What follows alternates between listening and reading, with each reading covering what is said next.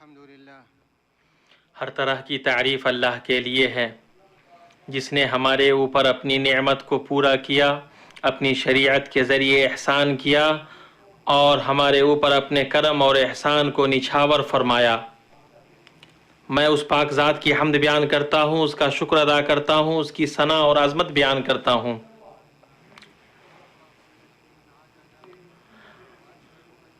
اور میں گواہی دیتا ہوں کہ اللہ کے علاوہ کوئی معبود نہیں، وہ یکتا ہے اور اس کا کوئی شریک نہیں۔ اس کی رحمت اور اس کا علم ہر چیز کو احاطہ کیے ہوئے ہے اور اس نے ہر ایک چیز کو شمار کر رکھا ہے۔ میں گواہی دیتا ہوں کہ محمد اللہ کے بندے اور اس کے رسول ہیں، سب سے اچھے نبی اور ڈرانے والے ہیں، معزز ترین رسول اور خوشخبری دینے والے ہیں۔ اللہ کا درود نازل ہو آپ پر، آپ کے پاک باز گھر والے، بیویوں، ذریت اور نیکوکار صحابہ کرام پر اور قیامت تک اچھے طریقے سے ان کی پیروی کرنے والوں پر۔ اما بعد، اللہ سے ڈرو اے مسلمانوں، کما حقہ، اللہ سے حیا کرو۔ سر اور سر میں جو محفوظ ہے، پیٹ اور جو وہ سموئے ہوا ہے، اس کی حفاظت کرو۔ موت اور سرگل جانے کو یاد کرو۔ خوب جان رکھو کہ دنیا کی زندگی صرف کھیل تماشا، زینت اور آپس میں فخر و غرور اور مال و اولاد میں ایک کا دوسرے سے اپنے آپ کو زیادہ بتلانا ہے۔ مسلمانوں، قیامت کے دن اللہ کے پاس 3 دفاتر ہوں گے۔ پہلا وہ دفتر جس کو اللہ کبھی معاف نہیں کرے گا، وہ شرک ہے۔ دوسرا وہ دفتر جس کی اللہ پرواہ نہیں کرے گا، وہ بندے کا اپنے اور اپنے رب کے درمیانی معاملات میں اپنے نفس پر کیا گیا ظلم ہے۔ تیسرا وہ دفتر جس میں سے اللہ ہرگز کچھ بھی نہیں چھوڑے گا، وہ بندے کا ایک دوسرے کے تئیں حقوق اور ایک دوسرے کے ساتھ کیا گیا ظلم ہے۔ اس دفتر کو اللہ نہیں چھوڑے گا یہاں تک کہ بندوں سے بندوں کے لیے بدلہ لے لے گا اور ہر حقدار کے لیے اس کا حق وصول کر لے گا، بلکہ چوپائے بھی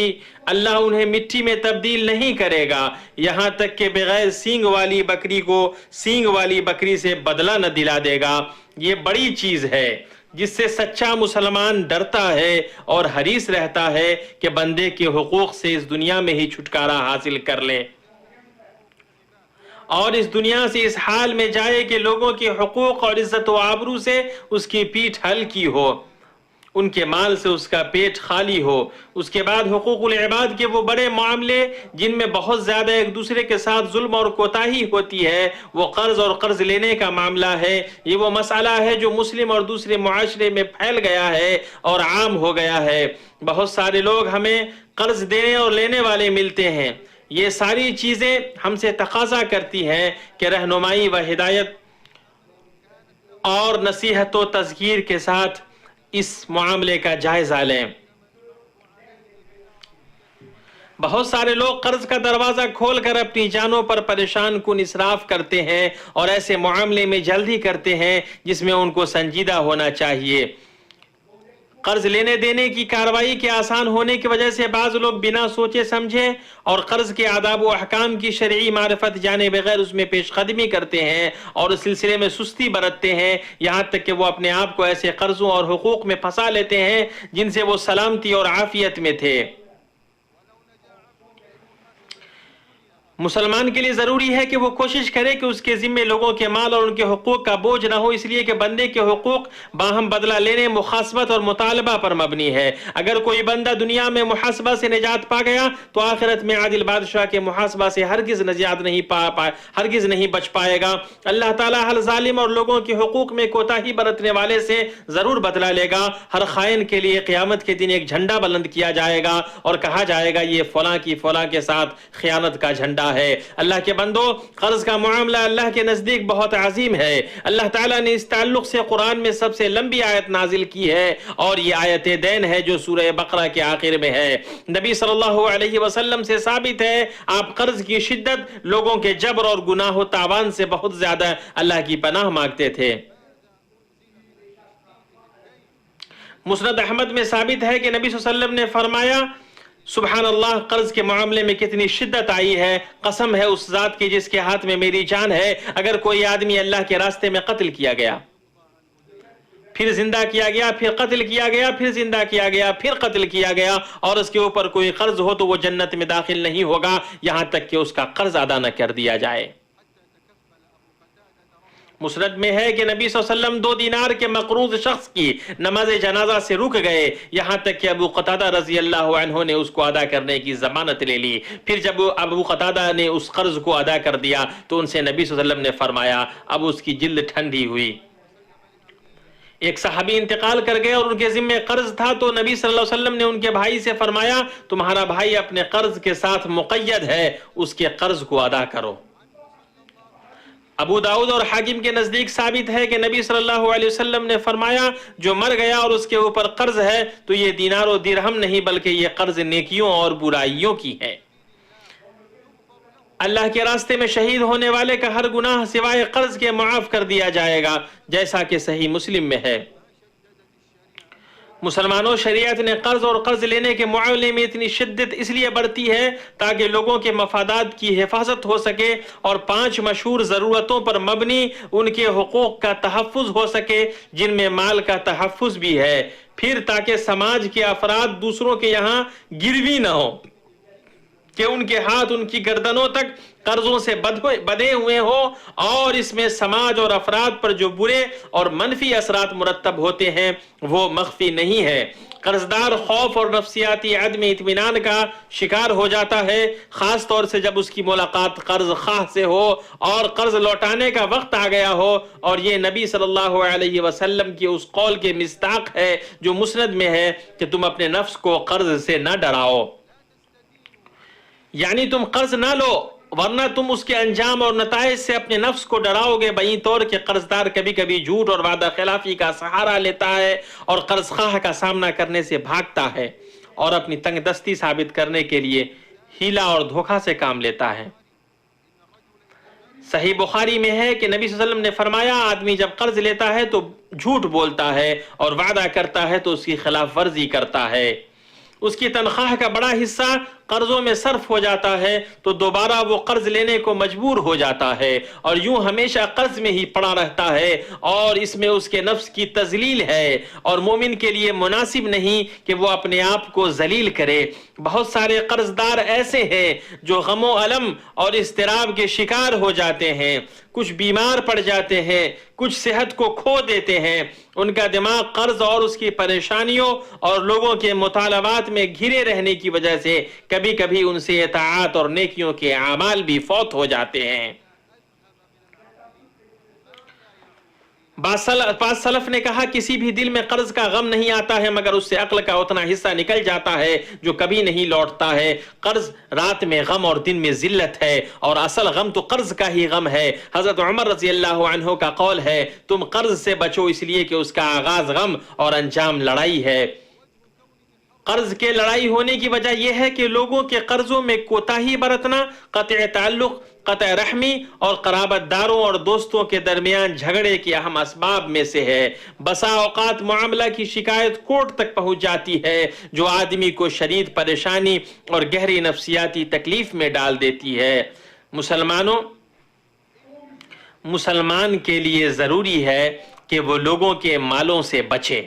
اور اپنے نفس پر قرض کے دروازے کو نہ کھولے تاکہ وہ دنیا اور آخرت میں اس کے بوجھ اور اثرات سے نجات پائے۔ وہ خود کو اور اپنے گھر کے لوگوں کو قناعت، صبر اور اللہ تعالیٰ نے اس کے لیے رزق اور دنیا کے سامان میں سے جو کچھ مقدر کر دیا ہے اس کی رضامندی پر عادت ڈلوائے۔ خرچ کرنے میں کفایت شعاری اور اعتدال و میانہ روی کی کتنی ہی عظیم برکت ہے۔ فخر و مباحات اور زمانے کے ساتھ چلنے اور اس کی ضروریات کو پورا کرنے کے لیے مسلمان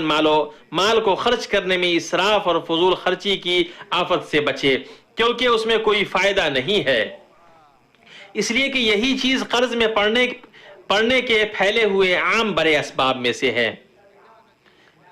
ان تمام کے باوجود شریعت نے قرض لینے اور دوسرے کے مال سے مدد لینے سے مطلقاً منع نہیں کیا ہے، لیکن اس نے چند نفع بخش نصیحتوں کی طرف رہنمائی کی ہے جس کے ذریعے مسلمان اس معاملے میں قرض کے برے اثرات اور اس کے تکلیف دہ نقصان سے نجات پا سکتا ہے۔ مسلمان کے لیے ضروری ہے کہ وہ مباح معاملے میں ہی قرض لے تب جب کہ وہ اس کے لیے مجبور ہو اور جب اپنی زندگی کو چلانے کے معاملے میں اس کا محتاج ہو۔ جن چیزوں کی اسے ضرورت نہیں ہے جیسے فضول اور تعیش پرستی کی چیزیں، یا جن چیزوں کو اللہ نے حرام قرار دیا ہے جیسے گناہ کے کام، ان میں وہ قرض لینے سے بچے۔ وہ اس چیز کا پختہ عزم و ارادہ کرے کہ وہ قرض خواہ کو اس کا قرض لوٹائے گا، اس لیے کہ قرض کو لوٹانے کا پختہ ارادہ اور مباح چیز کے لیے لیا گیا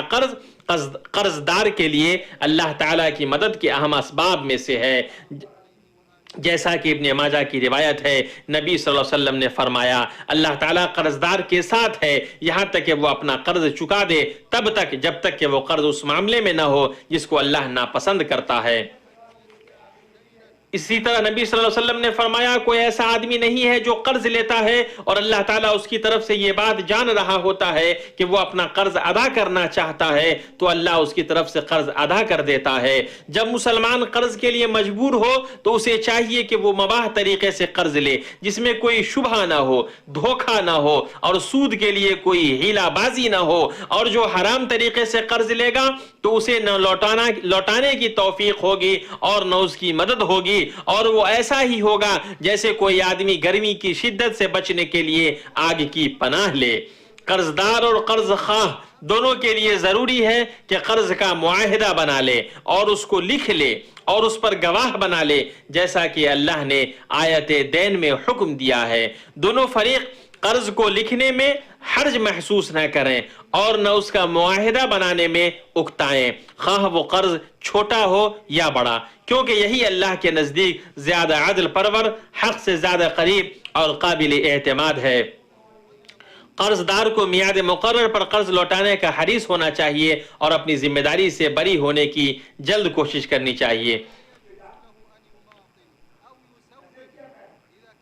حدیث میں ہے کہ نبی صلی اللہ علیہ وسلم نے فرمایا اللہ کے پسندیدہ بندے موفور اور مطیبون ہیں، اسے طبرانی اور ابو نعیم نے روایت کیا ہے، یعنی جو لوگ حقوق کو پورا کرتے ہیں اور انہیں ادا کرتے ہیں اس کے لیے جائز نہیں کہ وہ ٹال مٹول سے کام لے یا آج کل کرے جبکہ اس کے پاس اتنا مال ہے کہ لوٹا سکتا ہے، اس لیے کہ ٹال مٹول سے کام لینے میں قرض دینے والے کے لیے اذیت ہے، جس کا حق تو یہ تھا کہ اس کا شکریہ ادا کیا جاتا اور اس کا مال لوٹا دیا جاتا، نہ یہ کہ اس کے ساتھ ٹال مٹول اور ہیلا بازی سے کام لیا جاتا، جو کہ فی الحقیقت فطرت کی رذالت اور نفس کا گھٹیا پن ہے۔ یہ ایسا ظلم ہے جسے اللہ تعالیٰ پسند نہیں کرتا ہے، جیسا کہ صحیح حدیث سے ثابت ہے کہ مالدار آدمی کا ٹال مٹول ظلم ہے، اور مسند میں ہے قرض کا بدلہ تعریف اور ادائیگی ہے، یعنی قرض دینے والے کا شکر اس طرح ہوگا کہ اس کی تعریف کی جائے، اس کا شکریہ ادا کیا جائے اور جلدی اس کو لوٹایا جائے۔ مسلمانوں جو اپنی مباح حاجت کے لیے قرض لینے کو مجبور ہو جائے اور شرعی طریقہ سے لے اور اس بات پر وہ عزم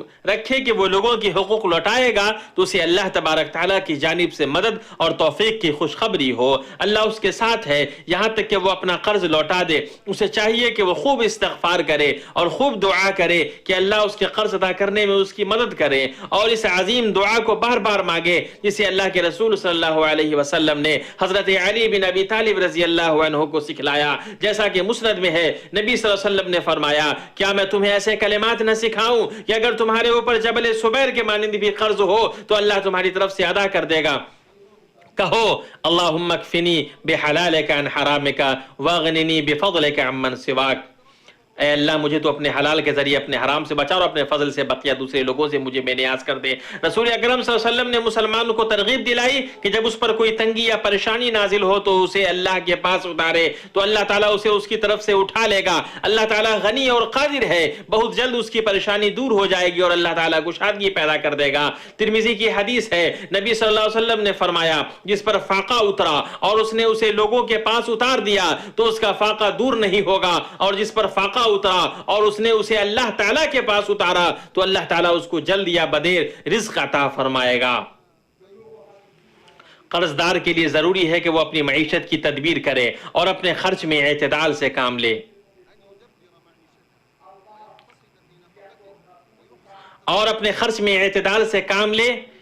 کہ حکمت و عقل سے اپنے معاملات کو اچھی طرح چلائے، زیادہ اہم کو کم اہم پر مقدم کرے یہاں تک کہ وہ اپنا قرض ادا کر سکے اور لوگوں کی حقوق لوٹا سکے۔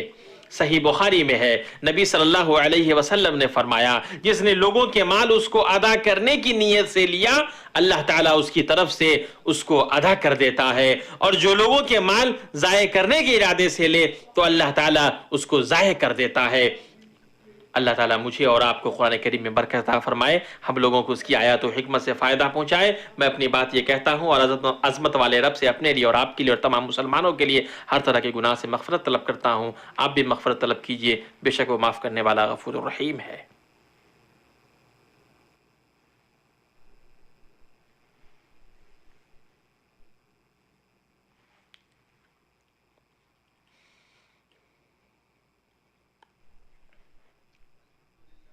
ہر طرح کی تعریف اللہ کے لیے ہے،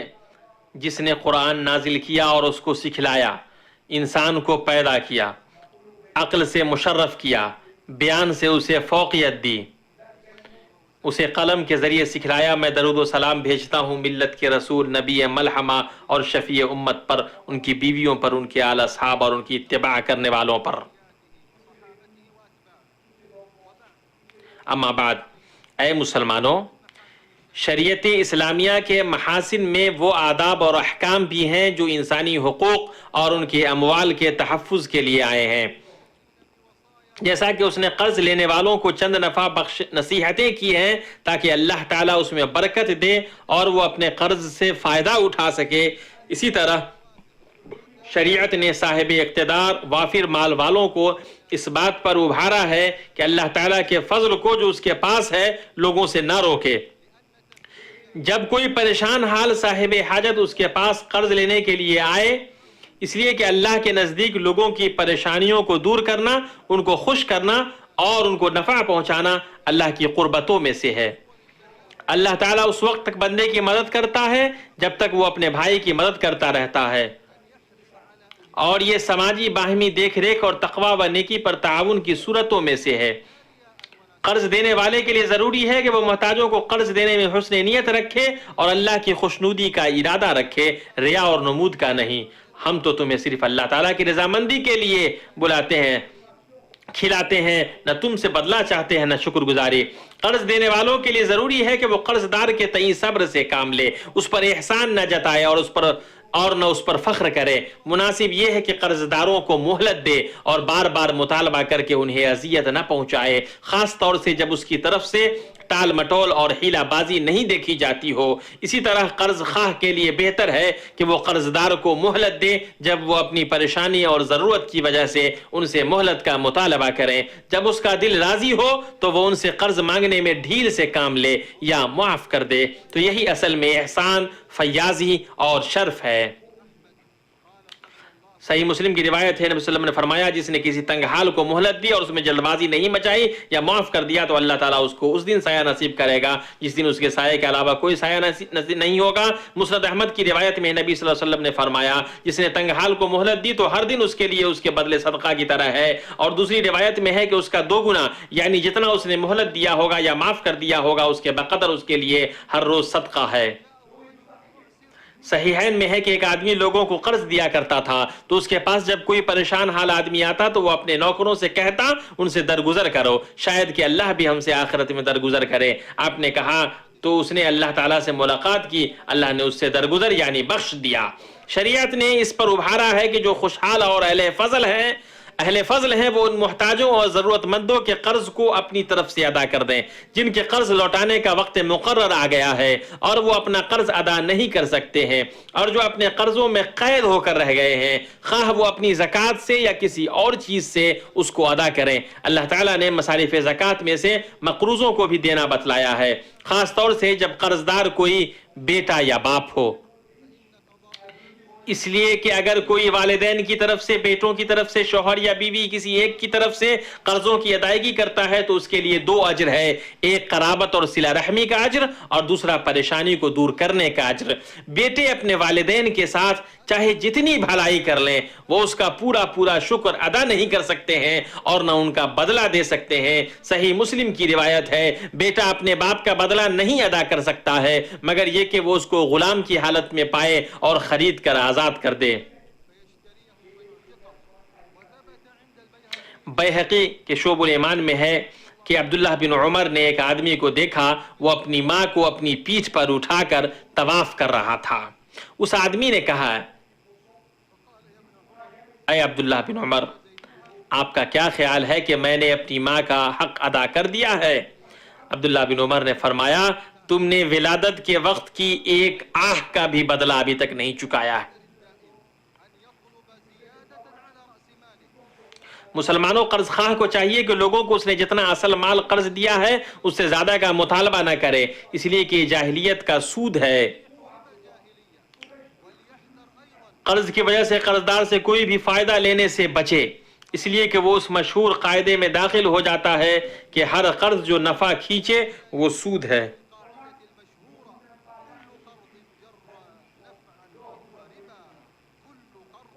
کہ ہر قرض جو نفع کھینچے وہ سود ہے۔ بہت سارے اسلاف ایسے تھے جو کسی کو قرض دیتے تو اس کی کوئی چیز، یہاں تک کہ اس کے کھانے کی دعوت بھی قبول نہیں کرتے تھے جب تک کہ وہ ان کا قرض نہ لوٹا دیتا، اس بات سے ڈرتے ہوئے کہ کہیں وہ ایسے نفع میں نہ پڑ جائیں جسے قرض نے کھینچا ہے۔ یہ ان کے کمال خشیت اور پرہیزگاری کی وجہ سے تھا۔ عبداللہ بن عباس رضی اللہ عنہما کا قول ہے، جب آپ کسی کو قرض دیجئے تو اس سے نہ پانی کا ہدیہ اور نہ کسی جانور کی سواری عاریتن ہی قبول کیجئے۔ ابن منذر نے اس پر علماء کا اجماع نقل کیا ہے۔ ہمارے لیے کتنا زیبا ہے کہ ہم شریعت کے آداب اور تعلیم سے لیس ہوں، انہی میں اللہ کی قسم بے نیازی، کفایت، ہدایت اور درستگی ہے۔ اے اللہ کے بندو، درود و سلام بھیجیے ہم لوگوں کے سردار اور حبیب اللہ کے رسول صلی اللہ علیہ وسلم پر، اس لیے کہ اللہ نے ہمیں ان پر درود و سلام بھیجنے کا حکم دیا ہے، جیسا کہ اس نے اپنی محکم کتاب کے اندر بیان فرمایا۔ اللہ تعالیٰ اور اس کے فرشتے اس نبی پر رحمت بھیجتے ہیں۔ اے ایمان والو، تم بھی ان پر درود بھیجو اور خوب سلام بھی بھیجتے رہا کرو۔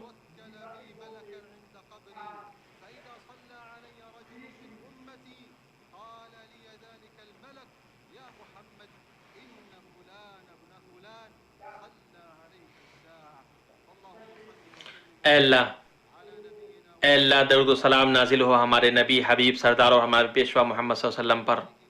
ان کی آل و اولاد پر، ان کی بیویوں، ان کی ذریات پر، تمام مقدس اور پاک صحابہ کرام پر، خاص طور سے ابوبکر، عمر، عثمان اور علی رضی اللہ عنہم پر۔ اے اللہ اسلام اور مسلمانوں کو تو عزت عطا فرما، اے اللہ اسلام مسلمانوں کو غلبہ عطا فرما اور شرک اور مشرکوں کو رسوا کر دے۔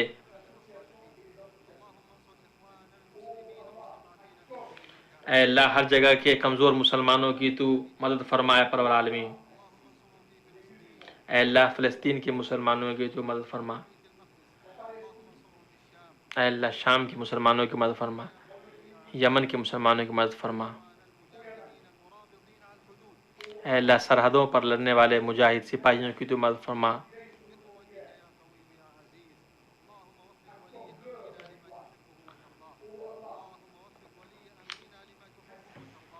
اے اللہ ہمارے حکمران و ولی کو اس کی توفیق دیجیے جو آپ چاہتے ہیں اور پسند کرتے ہیں۔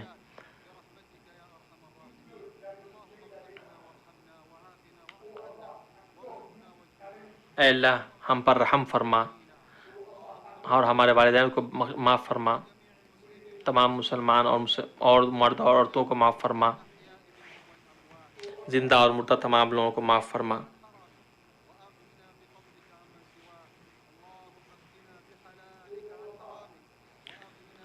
اے اللہ حلال کے ذریعے تو اپنے حرام پر ہمارے لیے کافی ہو جا۔ درود و سلام نازل ہو ہمارے نبی محمد ان کے تمام صحابہ کرام پہ۔